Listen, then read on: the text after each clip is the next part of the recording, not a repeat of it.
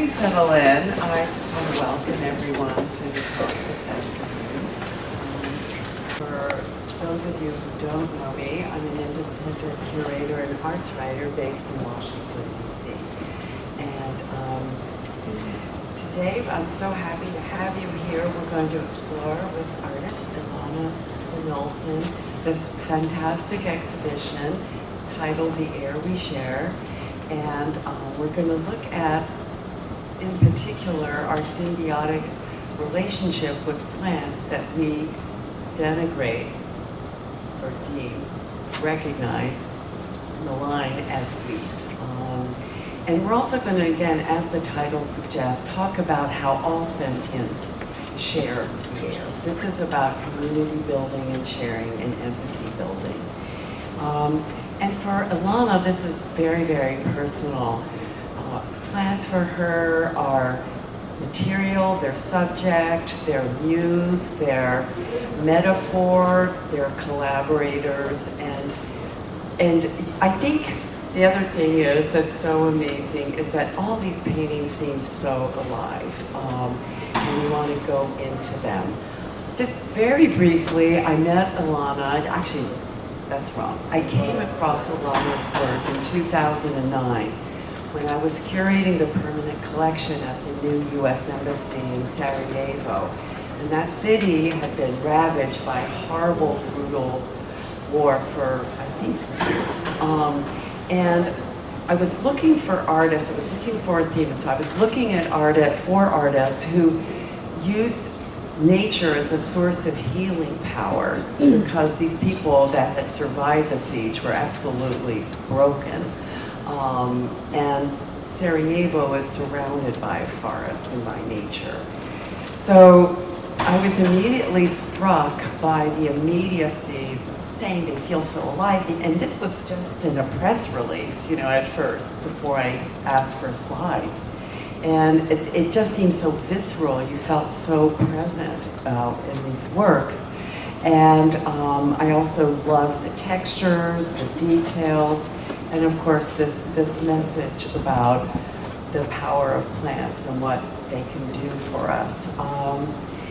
And now, of course, right before we start, I want to thank AU, the entire team, especially Jack Rasmussen. He and I go back many, many years when he had an art gallery, the Jack Rasmussen Gallery, for those of you who actually ever attended one of their openings.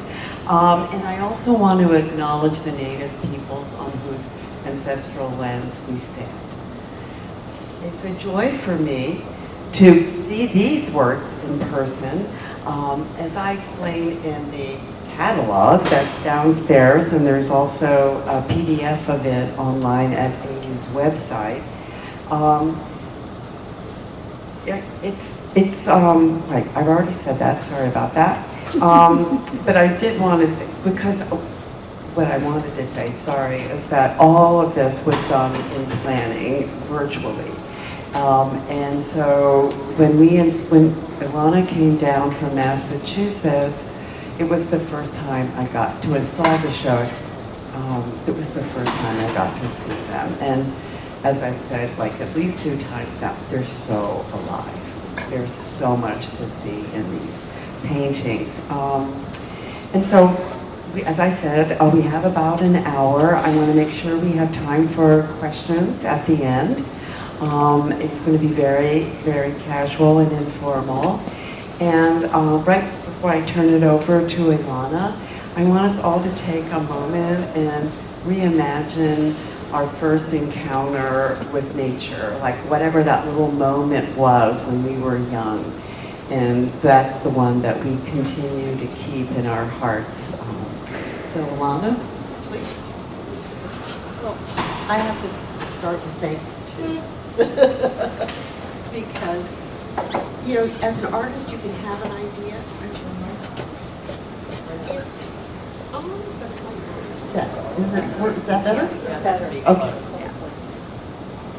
Yeah. As an artist, you can have an idea, and you have your studio, but it sometimes never goes beyond that. So it's wonderful with Sarah to have this opportunity. and working with Sarah has been a dream. And that said, what I really hope you get to take away is a little chance to look closer at nature. I started actually as a botanist in the Parks Canada. And one of the things, you can't hear me at all? Okay, is that better? Yeah. Got it, thank you. So I was a naturalist in Parks Canada in the Western region, and I was working in a national park that had a lot of buffalo that we call bison. And what my job was, as a naturalist and as a botanist, was to make sure that the bison were well enough fed and the national park wasn't overgrazed. And we did that in the simplest of ways.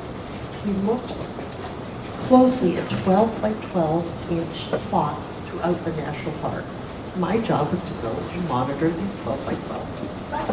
I was a little kid, but it helped me understand that you can look at these little details and make sense of the larger whole.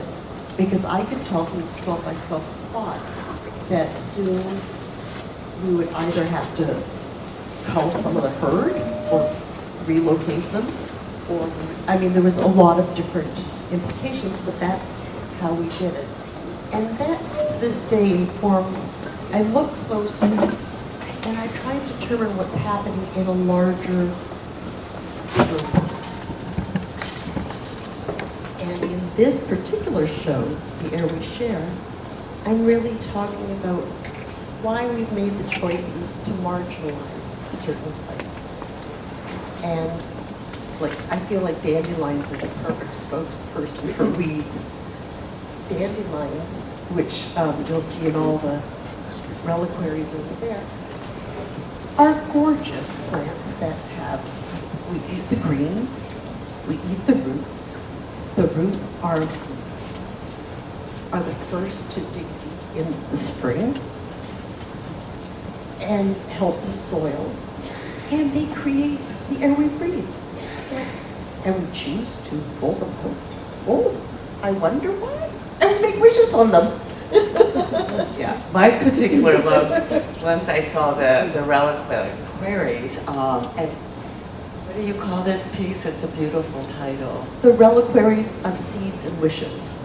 It's, you know, of all, why don't I, you can correct me, but they travel. I mean, they travel, and most plants don't have that ability. They stay rooted, whether it's, you know, their roots are in the water or in the ground. And I thought, this is marvelous, because I mean, of course, I've blown dandelion, you know, and made wishes, but I never thought they can about travel 5 miles. Yeah, which is pretty hard. I mean, when you think about it. So let's just briefly touch on actually how you got interested, your childhood, and how before Parks Canada, what was that like? How did you get interested in nature? I think it was just talk about the word second nature. It was second nature. I grew up in a family that basically they said, go outside and we'll call you when dinner's ready.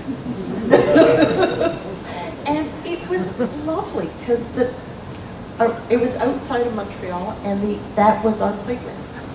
And I think they also, to be truthful, as I'm thinking about it, they gave us the agency to be able to explore and to say that we were part of this territory and the plants were part of us. So we could get ourselves in real messes and get ourselves out of the messes. And I think that was integral to my understanding of nature and the connection And discovery. and the discovery, how you discover.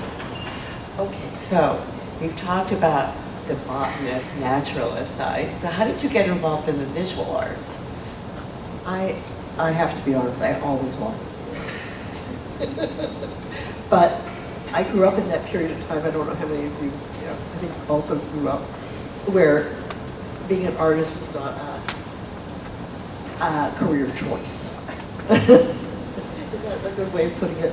And Parents so, weren't happy yeah. about that. So I was a botanist, and then at Parks Canada felt that what we were doing in how we were educating people was through slideshows at night. about the nature, and basically you're talking to people who hiked all day, right? So you give a slideshow, and you talk so passionately about the things you love in this national park, and you turn the lights on, everybody's gone to sleep. I mean, they've hiked all day, I mean, come on. And then the next part of it is we would hand out these little pamphlets that would say, oh, come to this talk. And we'd spend the rest of the time picking them up. And I was like, this does not make sense.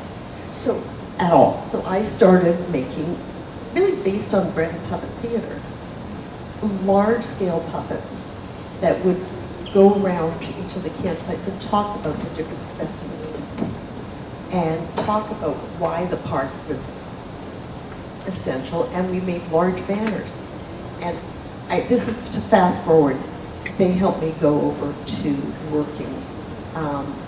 Afterwards, my boss, I had the best boss in the world, who said, what can we do to reward you? And I said, art school.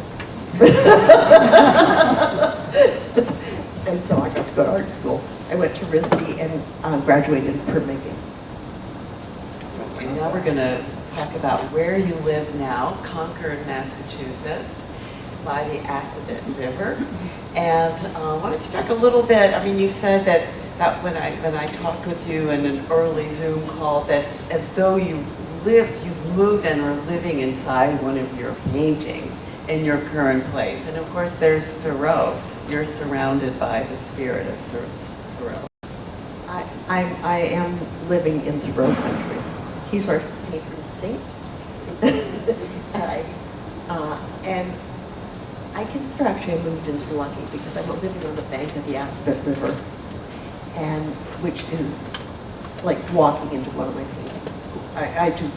I am very fortunate. But one of the nice things is that whole sense of Thoreau and the fact that he early on was talking about how do we respect nature and live not just alongside but live with and in harmony with. And I feel like where he wrote, I paint. So I get that beautiful sense of the legacy of the transcendentals in my work. And you also take daily walks and kayak. Yep. So why don't you talk about that? So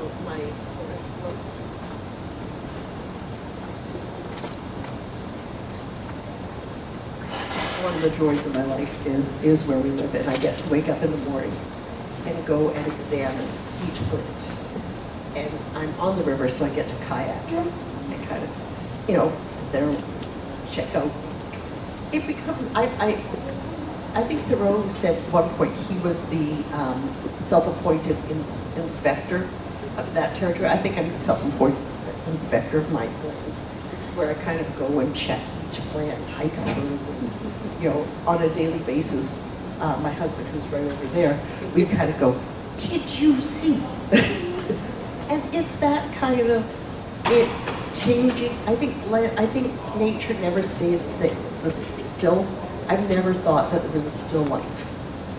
It's always about moving life, and it's catching that everything that's moving and in a moment by moment, really, catching that sense of fluidity that happens in nature. And that's sort of why you'll see a lot of these things are kind of in flux and in motion, because it's not a fixed thing.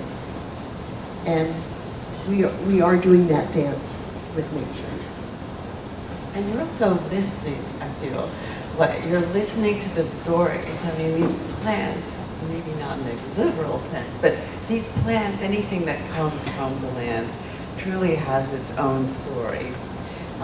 And you've written some of the labels, the descriptions in first person, and you can all enjoy them later because they have little QR codes. But tell us about this. Well, it's so fun because when I was painting each one of these plants, I felt like I was having a conversation with them, and I thought, wait, they have a voice. Let me write this from their voice. So if you go on each one of those QR codes is the story, the immigrant story of how the plants came here and all their values, like their nutrients and their values, how they're holding up, how the pickleweed is holding up the shore, where it came from. So I would really encourage everybody, if you get a chance to just, I think they all work. We tried them all yesterday. Yeah, they all work. I think you underscore, if you look carefully, you always get a sense of the cycle of nature, of how things are dying and being, regenerating. And why don't you talk about that element in your work? Well, I think it's all connected. It's sort of that sense of the fact that when I was talking about everything is in change and in flux, everything is part of that cycle. So in a lot of pieces, you'll see something living and something dying, because it is part of all that cycle. And you'll also see that sense of white space in a lot of these pieces. And the white space is very much, in this culture we call it the negative space, and in other cultures it's called the space to rest and the space to discover. And so in a lot of these pieces I've intentionally left a lot of open breathing space so that you have a chance to kind of be with the movement of the piece and have that pause. And as we said in the catalog, it's like breathing. It goes back to the basic theme that you breathe, you take a pause, you breathe again. So let's just move on to process. I mean, everybody that was here at installation helping us was just mesmerized, and they kept saying, "How does she do it?" And I said, "Well, why don't you talk to the artist, not the curator?" "I don't know, it looks like magic to me." Even though I do have some background in studio arts, I've never worked on your two primary mediums, Yupo and Duralar. So what attracts you to these materials? Well, there's actually 3 different materials here. So there's the prints, which are surrounding us here. There's these pieces here, which are on Duralar. And Duralar is a polypropylene. And we haven't talked at all about these pieces, but maybe I should. You can do that now as we talk. Yeah, sure. Or you can do it later. Yeah. This is, I did this in conjunction, in collaboration with Janine Benyez, who is the mother of biomimicry. She starts with the concept of nature is a mentor, and what we learn from nature. But the Duralar, which is where we came from, is the reason why it's lovely to work with is, one, you can get a luminosity, and you also can catch that fluidity, which I'm after. Both the fluidity and that kind of sense of, you work, in this case I didn't do it, but you can work from the front and the back in a lot of pieces. Not here, but in a lot of the newer work, I work from the front and the back. And Janine did the text and I did the painting. And if you go on to the QR code there, you'll see the all the text. You can see the text, and you can also, I think it links you with the Biomimicry Institute too. Since we're on the piece, there are actually 4 to the set, and we have 3 here. But why don't you just mention the mushrooms? Most of us have some sense of mushrooms. Their system. Yeah. I wanted to talk about the mycelium system, and if you read the text, it's really interesting how they're using the mycelium in so many different technologies now as a way of how does that structure and the substructures work to connect as connectors, and how does one system feed the other system. That, once again, is more Janine Benyez on her website, but it's, I chose the mycelium, the mangrove, for the way it oxygenates and holds onto the banks, and milkweed. And I chose milkweed because it's an amazing, I think it's an amazing plant, period. But it also, if I want to be more specific, it has latex in its leaves. And so the reason why the monarchs are connected to the milkweed is because they eat the top part, let the latex go to the bottom, and then they microdose themselves on latex, which is poisonous to many, many animals. So they are slowly giving themselves a protection. And so that's that connection, but there's many other systems where they benefit from sort of being able to create their own defenses in that way. And when you're painting, you paint flat, right? You paint on a table? I paint both ways. There's a lot of drifts, right? I paint both ways. So I will start it sometimes on the easel, and then I'll put it down and then up and down, because I'm really trying to both control the drips. So if you look behind you, there's the piece, the second from the right. I love the drips because they both refer to the connections in the root structures and how things go down. And so I started it up, saw the drips, kept them going until they hit just the right moment, and then set them down. So you're kind of, it's a fluid game. Yeah, but it's also an acrylic, so how do you control how fast it dries? Oh, you know what, there's so many ways to do that. Acrylics are no longer, they have so many mediums. They have drying mediums and mediums to keep them wet. It's a very different material than it used to be. Because, I stopped doing that years ago. Yeah, no, it's entirely a different structure now. Okay. Why don't we also, you touched on the prints on mulberry. They're being shown here at AU for the first time. Why don't you talk about them? Well, I actually brought a little bit of the stenciling stuff that I use, because I'm doing them. I'll just show. So what I'm doing is these are on a material called mulberry, which is in the kozo family. It's a plant in the kozo family. And it's a paper that's made in Japan. I mean, you can make it here if you have enough mulberry and have the patience to pound mulberry into pulp.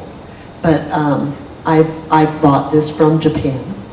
And the ink I'm using is a soy-based ink. It's called a Kua. And what I'm doing for these is I'm creating stencils on paper. This is made out of pomegranate. And I'll pass that around, and you can feel the way that is. That's Don't eat it. don't eat it, but you can play with it. It's not a way. But what I'm doing is I'm creating stencils that allude to different systems. So like in the piece Inhale, Exhale, the red part is sort of more part of the vascular system, and the right part is more of the leaves and natural water systems, and I'm laying one on top of the other and printing it multiple times. So each print that you see has probably been through the press probably a minimum of 3 or 4 times to get that kind of buildup of texture. So you touched on the use and the importance of white in your work. There are a lot of other, for me, Asian elements, affinity to Asian, not only landscape painting, but also calligraphy. I mean, the 4 pieces, there are several examples, but there's the sort of the final piece as we did the layout. At least in my mind, it's sort of the coda. It's just one big gesture with some splashes to me. Can you talk about that? Your sense of space, perspective, composition? Well, the wonderful thing about, I don't know if it's just Asian art. Let me think about that for a sec. But really, I'm trying to get multiple perspectives in one piece. So I'm I used to go out and do en plein air painting and take my canvases and go out and with my paints and sit in nature and try and catch a moment. And that's no longer true. I'm not trying to catch one moment frozen in time. I'm trying to catch this sort of essence of the cycle and the sense of all these different systems that kind of are working together. So the calligraphy and the mark making and the motion is really part of that whole system that I'm trying to catch. That kind of energy that you're feeling when you're outside and looking closely at a plant. You also do preliminary sketches, because of course I asked Ilana that, and her answers surprised me, and I think it's important to tell, because the assumption is you make preliminary sketches towards a final, and then you often show them, but you have a special relationship, not only vis-a-vis process, but... Yeah, I wake up in the morning and I do small pieces, but I don't show them at all. They're really just for me. They're my way of spending time with that particular plant or water, and it might be crazy because after a while they build up, as every artist knows, you have drawers of these things, but they are my time, my special time with learning the plant structures and really examining sort of the details, which I find very meditative, actually, and very kind of quieting to spend time. And I think that's one of the things we get with walking in nature and looking at nature. There's a quietness to that I love. You talked a little bit, but let's explore. I mean, you've talked about trying not to freeze a moment, but to capture the movement. And I think you do that, one way you do that is how you treat air. I mean, not air, light. The light. It really changes if you're up close or far away too. I don't know if you want to add to that. Well, just the fact that as I was saying before, I'm not trying to catch one moment. I'm trying to catch that whole movement. So often I'll try and vary the light system so it's no longer a singular light source. I mean, you can't even tell sometimes that there is I mean, you sort of scratch your head and go, well, where is the light source? And yet there's so much depth. I mean, that's where I'm trying to get people to dive into it. I'm hoping. When we were unfurling these and laying them out on the floor at installation, I was like, I want to just lie down on top of one of these. I mean, you want to move into them and be with them. They're so immersive, a much used word, but they truly are immersive. Let's talk about some of your other influences. I mean, your work, one could argue, falls within the traditions of abstract expressionism, for example. Well, once again, I don't want it to be drawing of one plant, so I want it to be able to have that sense of abstraction. I want to paint on that edge of realism and abstraction.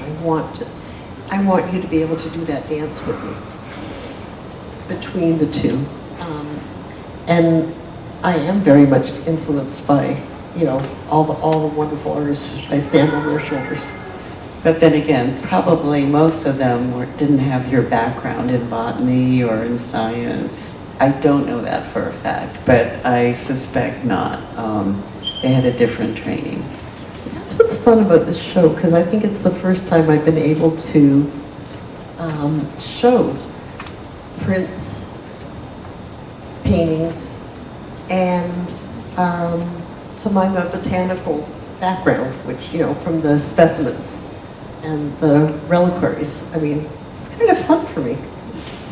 And as I said, I did all of this via Zoom, and the Zoom calls took place in her studios. I've not done a proper studio visit, but one thing that was that really stood out was how you display and get inspired by the specimens at your studio, and then explain how then you said, oh, we'll make it part of the show too. I think you had the idea, right? I might have. I don't know where that all, but what I do have in my window, you know, you go for a walk. I think this is natural. You pick something up and you put it in your pocket and you take it home. So I walk daily, so my pockets are full. And so I have this whole, it looks a little like a crazy person lives in my studio, but you know, you have a whole selection of all the plants that you saw, and the stones that you saw, and the acorns, whatever it is that you decided your eyes went, I love that today. So you bring it back in your pockets, and then I started taking these dandelions and threading them together, and my windows began to get covered with all my dandelion chains. And it was at that point I sort of thought, oh wait, I should probably put them into something so they don't just all get over everything. And then I started with those, and then I thought, oh, okay, this is really fun. Now we're going to do paintings. And actually I started doing films, which at some point I'll try and put online with the time lapse of how these plants bloom. And then they, you know, because dandelions have four different stages, right? They come up and they're contained, and then they open up and they become this yellow sun that kind of looks gorgeous, and then they close back down and create the seeds. And if you catch them at that point, right, when all the seeds are inside, then the next thing is the dandelion. So you can catch them at that point when the seeds are still intact and bring them into your studio, and then they'll bloom in your studio. And that's how those all happened. I helped all my neighbors, and I took all their dandelions. But what I also fully appreciated at the opening, overhearing you, in order to get those stems to behave, those teeny weeny dandelion stems, she is able to thread a metal wire. So, yeah. I still don't understand how you do that. And I never thought that was actually at all interesting. Then I joked and I said, I bet your father didn't approve of you going to art school, wanting you to be a surgeon. With her hands. So we're nearing the end of our conversation part before we turn it over to your questions. But I want to ask you, like you've touched on it here and there, but is there one special takeaway you'd like to instill in people that come and see these works? I think it's the idea of walking slowly and questioning, but to really observe our world around us and to understand we are part of that. I guess there's that connection, and I'd like people to pause and acknowledge. And how about, I mean, I see this also, there's sort of almost like a political angle. I mean, there is a sense of urgency as well as beauty and hope here. Well, that was the beginning part of this, was questioning why we marginalize certain plants, but also the show was, like, behind me is a piece called Green Immigrant, because I really was questioning why it is that something can be so valuable and we can marginalize it, and why do we make those choices, and where do those come from? So that was actually the beginning of the questioning that I got to do with you. Yeah, and then I don't want to say anthropomorphic quality, but I think you can easily make the jump from why we marginalize certain plants to why we marginalize certain people. And I think, obviously, here we are in Washington, D.C. at this time. It's a very important message.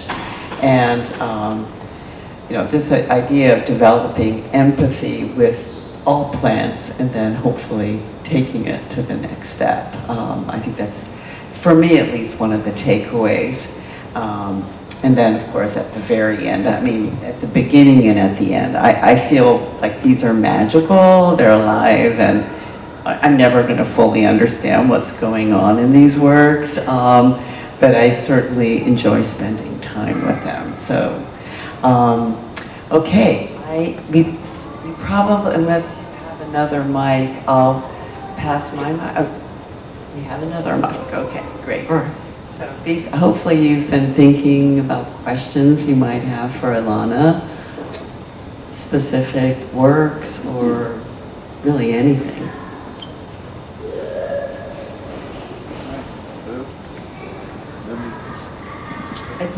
I think you have to turn it on from the bottom. I have the same problem.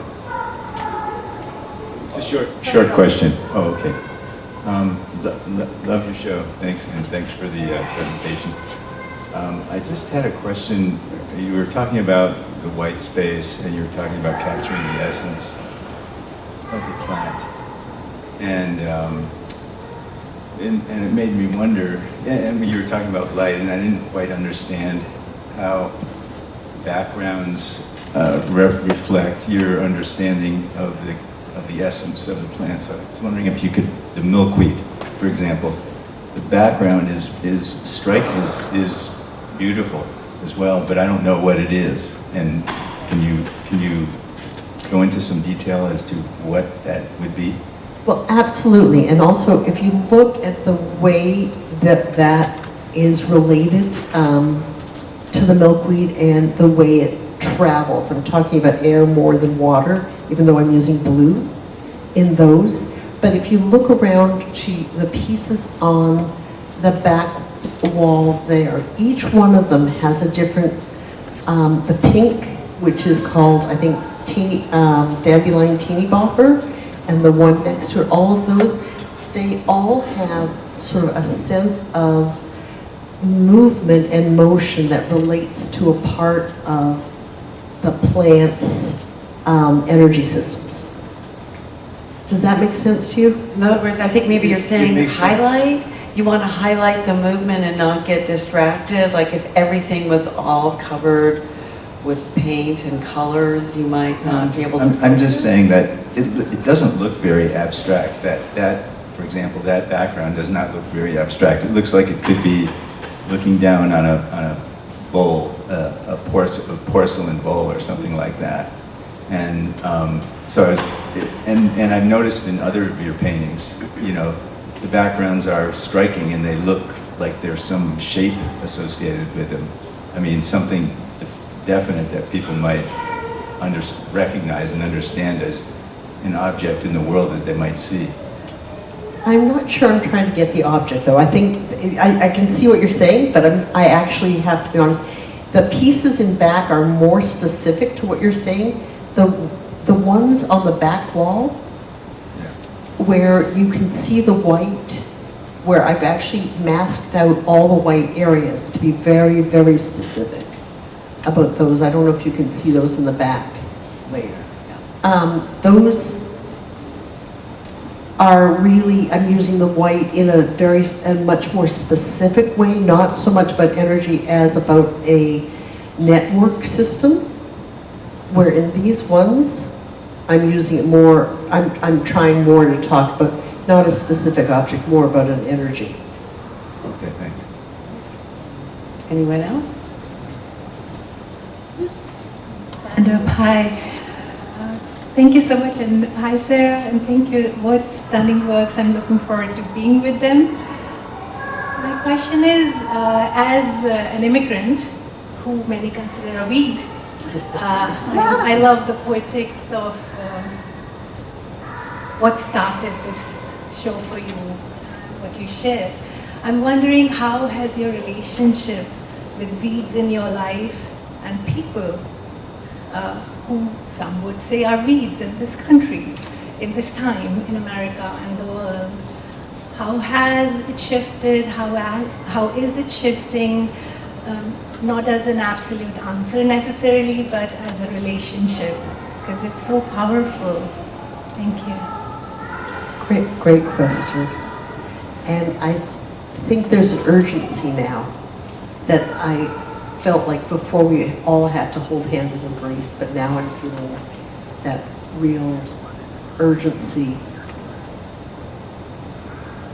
that we have to do more and we have to talk about it, make it visible, what's happening. Thank you for the question.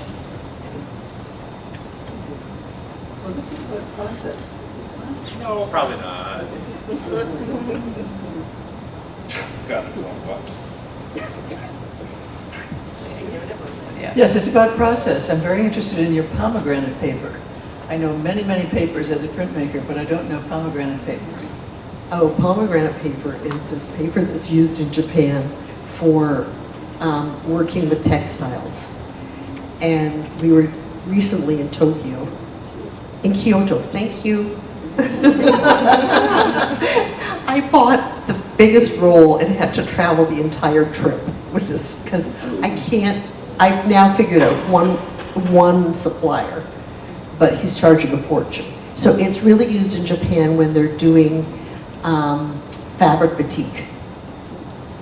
So in your process, are you rolling it up with ink and putting it on the paper and then rolling it in the press? Exactly. And I'm doing two things. I'm both using it as a positive and a negative. So in some of these, you'll see like the dandelion blossom, which started actually as a drawing and then I cut it out.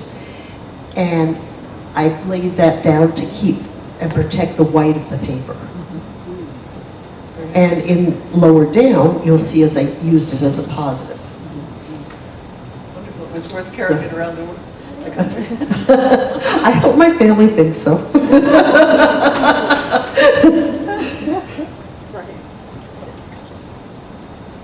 So I have two questions. One is I'm fascinated whether your Canadian roots play a role in this, and I'm thinking of an amazing tour I had in Vancouver of Indigenous people, and they were showing us that there the dandelion is used as a cure for cancer, and they were saying, you know, it's a weed in America and you treat it with pesticides, so you could never actually use it for cancer because you killed it.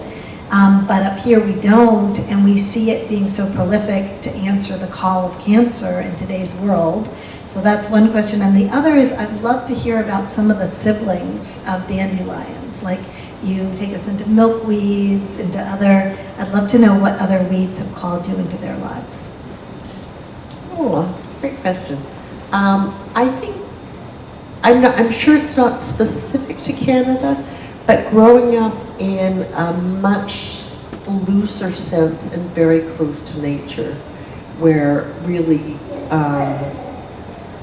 we did have that opportunity, and I've been telling Sarah about this small community that I grew up in, where there was, as kids we had agency, but as adults they would create, like there was one gentleman who was a dentist, and he created different small museums. When I say museums, they're the size of a small bathroom that is in the woods, built with, I don't even know how they stood, but they did, and there was a nature museum. So we were always really encouraged to pick these things up and bring them back to the museum and look them up, or there was always some adult we could go say, what is this? So I felt that that kind of questioning was really encouraged. And the other plants that, like I've talked about the dandelion, I've talked about the milkweed a little bit, but we also have pickerelweed on the back wall. We have a loose strife, and we have lotus, we have pokeweed. And I think on one of the walls we have burnweed. So these are all weeds that have chosen to grow in places that, not so much the lotus, but the pickerelweed, the burnweed,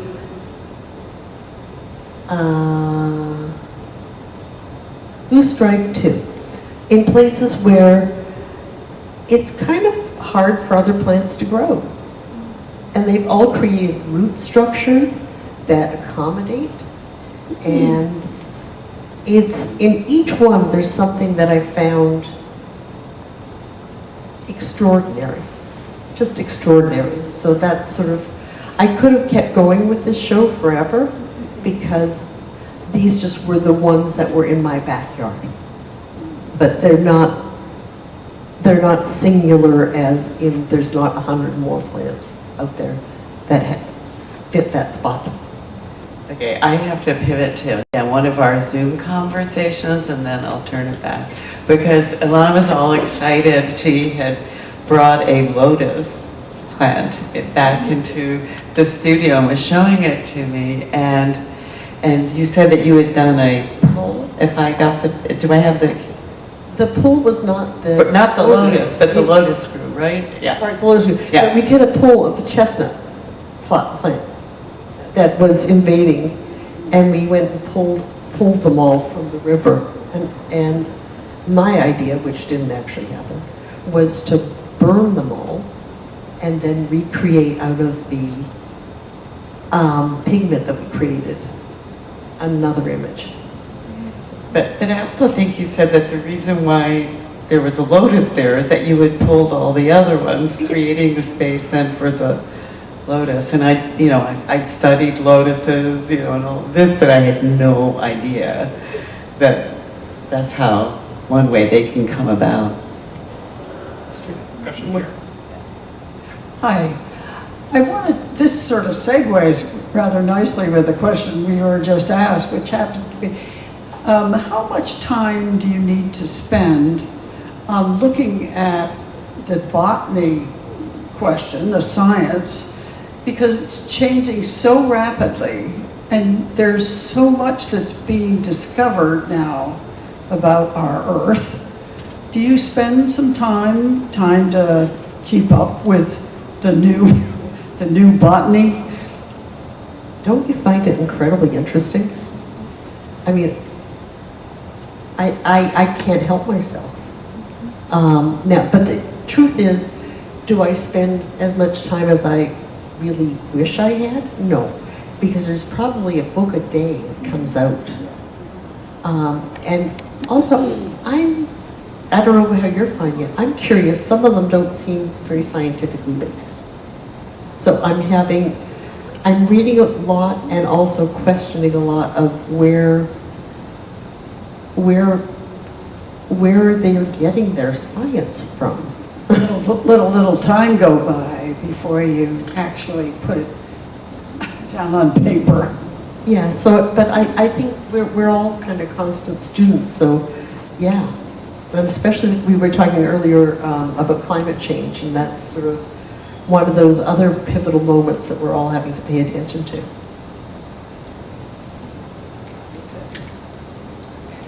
Okay.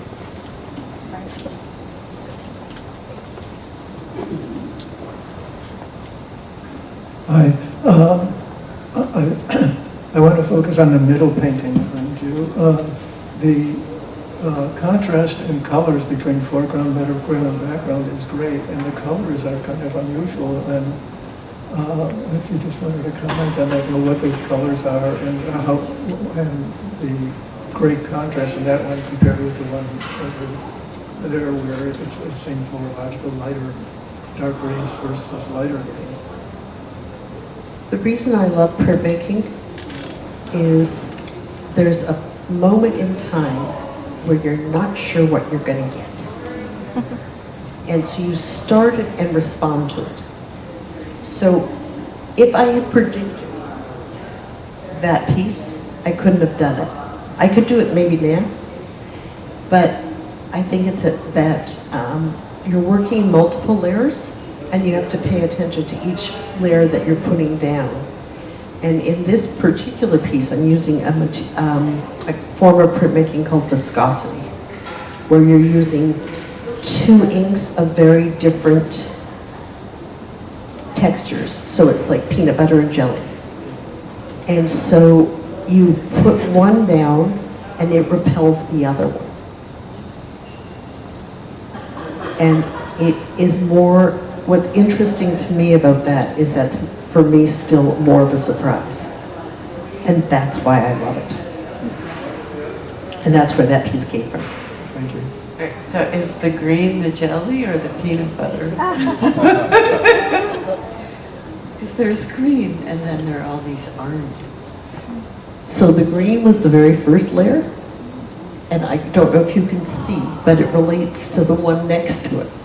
So that's the positive, and the one next to it, which is why we put them there, that's the negative of that green. Can you see? I don't know if you can all see that. So I'm doing both pieces at the same time, working back and forth and back and forth.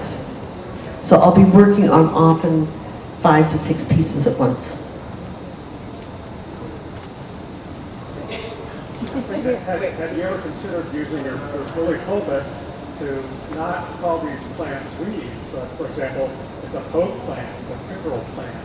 And we can, common names, like as example, I learned botany here in Maryland, and there's a plant called the false Solomon seal, and we're now calling it Solomon plume. Number one, it's more descriptive. But anyway, we can call it a poke plant.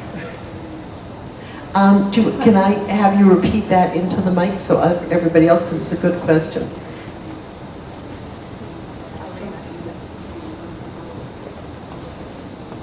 So my point is, we give labels to things, and if the label is derogatory, maybe it causes people to frown upon the object, person, or in this case, the plant. So I'm suggesting, rather than call something a pokeweed, call it a poke plant, Joe Pye weed. I grow pokeweed, and a lot of people do think it's a weed. And I've seen, you let this thing grow, and they're covered with hundreds of berries, black berries, and I've seen it.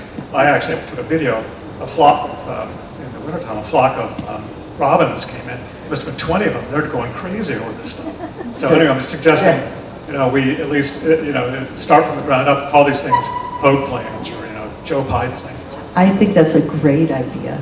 I think for this show, I was trying very hard to call attention to the fact that we do call them weeds. But I would have to say in my head, I don't have that same terminology either. I'm not blaming you. No. But I do think it's true, and I think that's what I'm calling into question. So thank you for bringing that up as a question. Okay, we're going to take one last question. Here you go.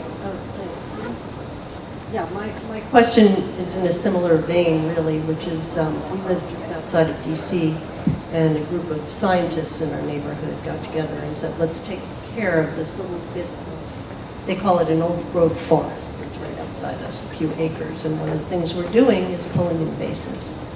So I just wonder, I think I have an idea of what you might say, but I just want to understand a little bit more about your thinking about kind of native versus invasive.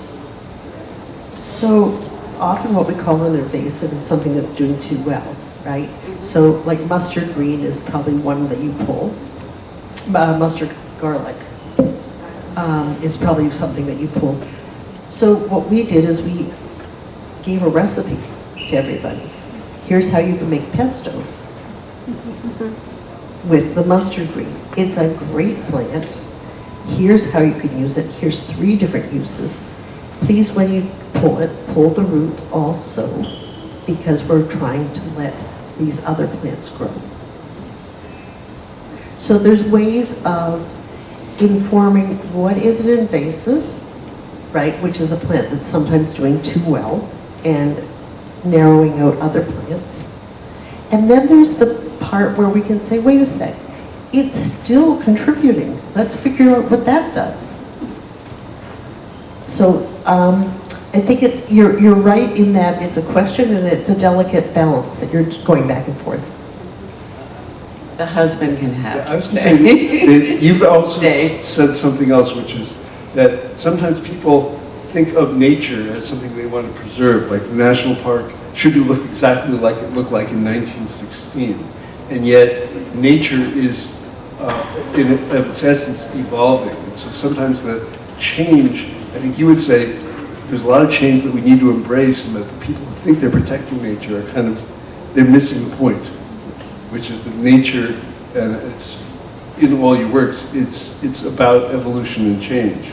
And so thinking that, you know, we should freeze it at some point in time, and this is authentic nature, is a misguided thought.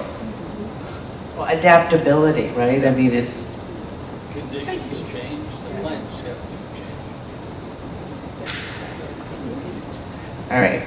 If there are more questions, you can ask Ilana directly, but I want, for those of you who have other things to do, we want to thank you for coming here this afternoon, and we'll stay around for a while longer. Thank you so much.